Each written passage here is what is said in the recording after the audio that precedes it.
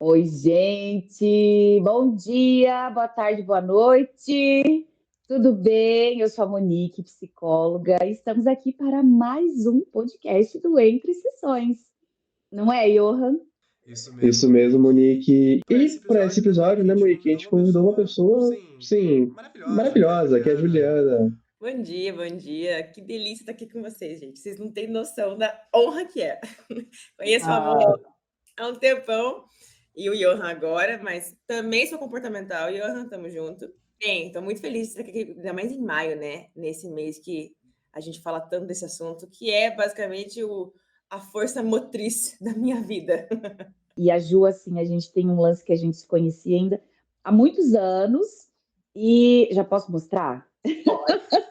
Ela é autora desse livro aqui, ó, maravilhoso, O Rabicho e o Carinho Esquisito.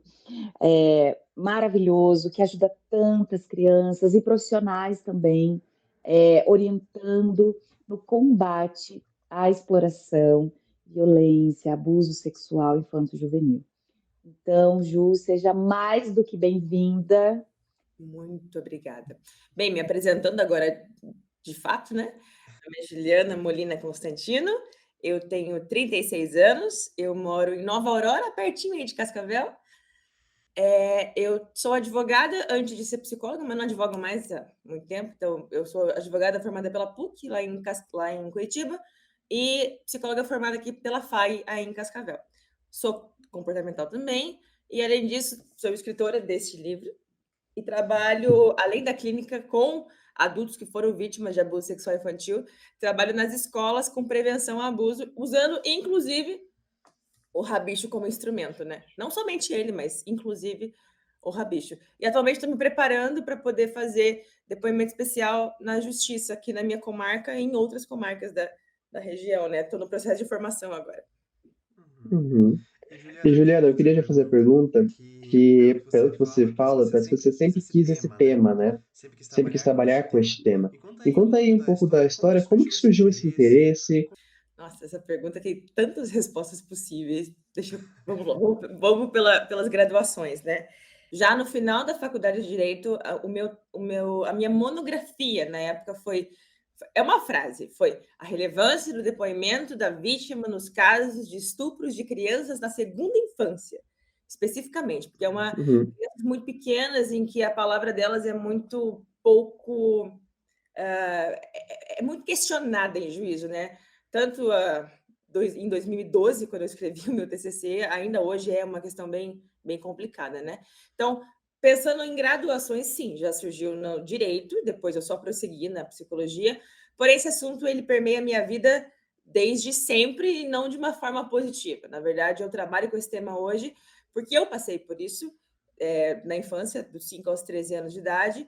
Em algum momento eu me dei conta que não era minha culpa, portanto, comecei a conseguir falar sobre isso. E a partir de conseguir falar sobre isso, foi que eu me interessei em estudar o assunto e comecei e nunca mais parei. E hoje trabalho com esse público em várias frentes, né? É tão importante, né, Ju, assim, o teu trabalho, a forma como você coloca, a aproximação, você faz esse trabalho, né, atingindo assim várias frentes. Você tem um trabalho também nas redes sociais e você sente que nas redes sociais assim você consegue atingir as pessoas ou no sentido assim de prevenção, de Sim. falar sobre isso, né? Esse é um tema tão delicado, tão triste, e infelizmente as estatísticas mostram o tempo todo, né? Tantos e tantos casos.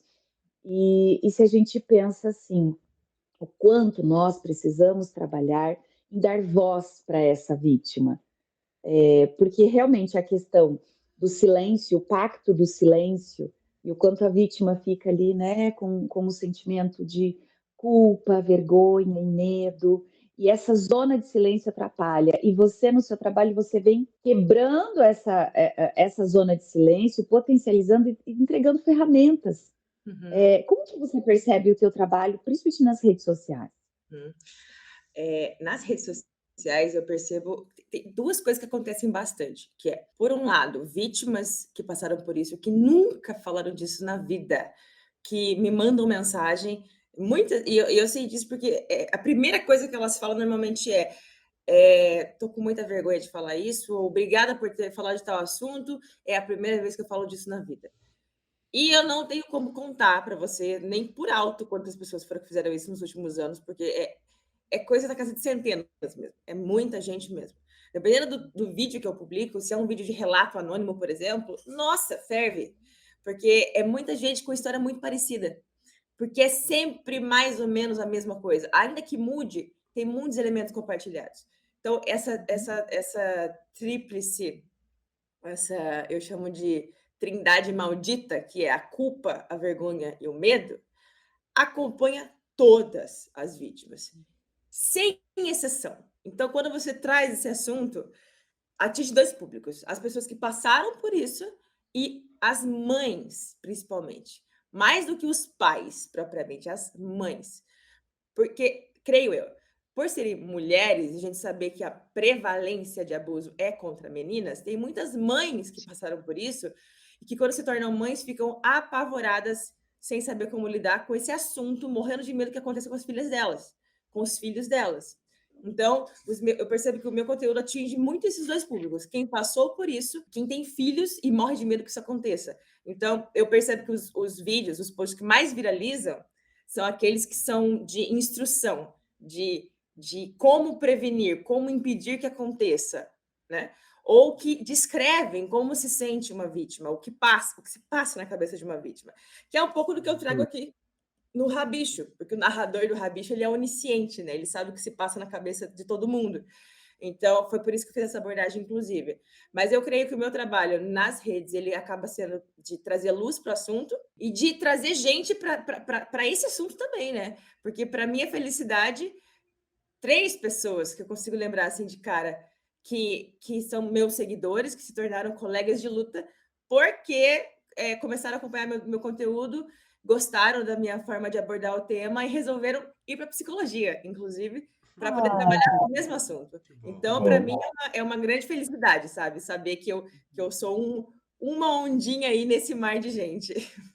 Eu fico pensando como que deve ser trazer esse conteúdo, traduzir esse assunto que mexe com tanta gente, um conteúdo que, por exemplo, você fez o livro de uma forma muito mais lúdica, de uma forma muito mais informativa. Como que é essa transformação de mensagem? Isso varia muito da intenção do que eu estou fazendo e do público, né? Então, realmente, quando eu vou falar com crianças, a linguagem é totalmente lúdica e eu vou adaptando de acordo com a idade. Mas eu tenho uma premissa, que é algo construído na minha vida à base de empirismo puro mesmo, que é, eu tenho, para mim, a ideia é, as pessoas só prestam atenção num assunto quando elas ficam chocadas com o tema. Quando elas sentem que aquilo ali não é coisa de novela, que não acontece só lá longe. Então, esse é um dos motivos porque eu trago a minha própria história com frequência, ou de forma anônima, não casos clínicos, mas casos de relatos anônimos que chegaram até mim. Tanto que tem um quadro lá na minha página, com 50 e poucos relatos anônimos de pessoas que me enviaram suas histórias. E eu uso muitos exemplos práticos para falar dessas coisas com todo mundo, e eu dou nome aos bois. Então, a forma como eu faço para atingir as pessoas não é confortável, e eu tenho plena ciência disso. É para incomodar, é para doer, é para pegar, assim, sabe, e a pessoa fica com aquilo ruminando na cabeça. Porque isso é uma Uhum. coisa muito minha. Eu tenho convicção de que, se a pessoa não fica pensando naquilo, pensando: "Meu Deus, e se fosse comigo? E se tiver acontecendo perto de mim?", ela não vai se engajar no assunto, ela não vai entender a gravidade do tema. Então, quando eu vou descrever para adultos, sobre como se sente uma vítima, por exemplo, eu falo termos como: a vítima se sente um pedaço de carne, é só isso.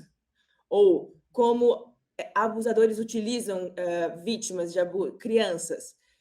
Eu sou bem explícita de falar, por exemplo, para eles, crianças são apenas buracos que eles usam para se satisfazer. Porque, infelizmente, é isso mesmo.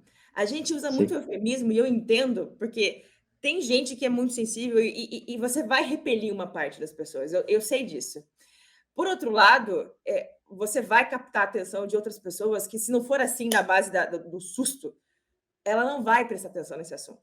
Então, essa é a minha estratégia de comunicação. Mas, claro, que pensando em rede social, eu tenho que censurar um pouco, porque tem termos que, se você coloca, acabou, né? Uhum. Não entrega nada, derruba Sim. tudo. Então, é uma linguagem um tanto incisiva, mas é um pouco cifrada ao mesmo tempo, porque tem que ser. Para a rede social tem que ser, senão não funciona, né? É interessante o que você traz, Ju, porque é justamente esse desconforto que perpetua a zona de silêncio. Então, não quero ver, não quero ouvir, não quero falar, Hum? porque justamente é tão ruim, é tão desconfortável, é tão vil falar sobre isso, ouvir sobre isso, ver, que realmente as pessoas elas têm esse movimento de repulsa. Só que é justamente esse movimento de repulsa, de não entrar em contato com o tema, que as crianças continuam sendo vítimas, né? E o silenciamento de toda uma sociedade que permite que a violência, infelizmente, continue acontecendo. E E, quando Monique, ainda completando desculpa, Juliana. Eu queria completar a fala da Monique, que assim, muita gente tem essa questão tabu, tem essa questão da sensibilização, inclusive psicólogos, eu vejo que tem justamente essa questão de não vou tratar sobre isso, vou usar eufemismos, não vou falar sobre o que realmente aconteceu, porque eu estou com medo de como a pessoa vai reagir caso eu aborde isso para ela. E é importante a sua fala, Juliana, de justamente trazer talvez esse impacto. Claro, depende muito de toda a questão clínica, toda a questão da demanda da pessoa, mas justamente talvez por essa conscientização que é uma coisa crua, que tem que ser. Porque sem usar muito eufemismo, eu imagino que o quê? Que o profissional, a pessoa que está se utilizando do serviço, não vai entender a gravidade, não vai entender a situação do ocorrido. É como se fosse aquela história do elefante branco na sala. A gente sabe, Uhum, ambos sabemos do que estamos falando, mas a gente faz um pacto aí silencioso de que ninguém vai tocar no assunto. Isso não melhora as coisas, bem pelo contrário. Eu falo que é como se você fosse fermentando algo, sabe? Enquanto você não mexe com aquilo ali, é muito pior. Então, claro, tem toda uma questão de análise, leitura, né, da situação ali com o paciente. Não dá, muitas vezes não dá para você chegar com os dois pés na porta, mas muitas vezes dá, e é isso que essa pessoa precisa. Porque ela já entendeu o que aconteceu, ela já sabe do que se trata, ela já sabe onde que ela tem que, qual é a ferida que ela tem que cutucar, só que ela ainda não conseguiu falar. E isso do conseguir falar, de conseguir botar para fora, nossa, não é que resolva tudo, mas quando você para de fingir que não está vendo, né. O meu avô uhum, tem um ditado que eu gosto muito, que eu uso em clínica inclusive, que é: "O pouco espanta e o muito amansa". Então, quando você tem pouco contato com o termo, com o tema, ele é um tabu. A partir do momento que você simplesmente rasga o verbo e fala: "Foi isso aqui mesmo, e aí, vamos fazer o quê com isso?", fica mais fácil de lidar. Então, sempre que eu analiso a situação da pessoa que chega a mim e eu percebo que ela tem casca grossa para aguentar, eu já lanço logo. Não é que eu chego falando, mas eu vou encaminhando a conversa para chegar a um ponto que não vai ter como evitar dar nome aos bois. Se não, a gente vai uhum, construindo esse caminho até conseguir, né? E a partir disso fica tudo muito mais fácil, porque você não precisa mais ficar escolhendo as palavras e consegue acessar aquilo que mais dói. Então, ter essa consciência de que às vezes vai ser necessário realmente ir para as conceituações assim básicas é importante, porque antes de se reconhecer como algo além de vítima de abuso, é uma grande dificuldade da vítima em clínica se reconhecer como vítima. Porque ela sim. sente, é uma questão bem de senso comum, que uma vítima de abuso é só uma vítima de abuso e que ela tem que ser uma pessoa sofrida e Uhum. uma vida difícil e que ela é aquilo. Ela não é aquilo, mas aquilo é indissociável da história dela. Aquilo faz parte da constituição dela, não tem como negar isso.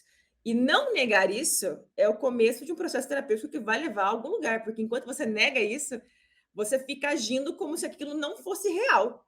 Então, é por isso que esse meu modo mais confrontativo, ele costuma surtir efeitos. Ele é um tanto assustador para algumas pessoas, e aí eu vou medindo, né, a temperatura, mas ele tende, eu vejo na minha prática, que ele tende a funcionar, porque é isso, você arranca logo o esparadrapo da ferida ali, e é isso aqui. Como diz meu avô, pouco espanta, o muito amansa. Vamos falar sério sobre aqui, e sem dedos, né? Sem muitas palavras encobertas. E é bom, no final é libertador. Essa é a sensação que todo mundo descreve. É fantástico você falar sobre isso né? E obviamente você tem um trabalho, né, tanto pessoal como profissional, para poder falar sobre isso. Aqui no nosso podcast, Entre Sessões, o nosso foco principal são colegas psicólogos. E eu vejo que, tanto mesmo ao longo do tempo de formação, essa era uma dúvida. É um grande tabu da sociedade, mas ainda é um grande tabu dentro, tanto na formação e fazendo supervisão de novos colegas psicólogos, né? Então, quando às vezes o psicólogo sai, ele fala, mas e agora? Eu estou com um caso assim, de violência. O que eu faço? Ou como eu lido? Então, tem alguns temas mais sensíveis, como o caso de violência contra a criança, que acaba sendo mais difícil, inclusive dentro da nossa categoria. Você trabalhando há tanto tempo, Ju, o que que você percebe e o que que você poderia dizer para os colegas psicólogos que estão ouvindo esse podcast? Por onde começar? Porque tem uma questão também que eu e o Johan, a gente pensou aqui juntos para falar do nosso podcast, que é a humanização da nossa classe, da nossa categoria, e também as dificuldades enquanto classe. Tem alguns assuntos, alguns temas, que mesmo o profissional trabalhando, pode ser que vai permear ali, vai perpassar algumas dores e que ele não vai conseguir atender, e aí ele vai precisar encaminhar, enfim. O que que você diria, trabalhando com esse tema, para os colegas cis que estão nos ouvindo? E antes disso, Ju, só uma coisa que, só comentando a fala da Monique, que é algo muito importante, é a questão de, como você está falando, Juliana, a gente às vezes tem um senso comum que a vítima vai ser uma pessoa sofrida, que ela não, que ela sempre vai ter essa questão, mas eu também vejo que a gente tem uma percepção, isso enquanto psicólogo, que é uma visão minha, que a vítima sempre vai ter a questão do ódio ao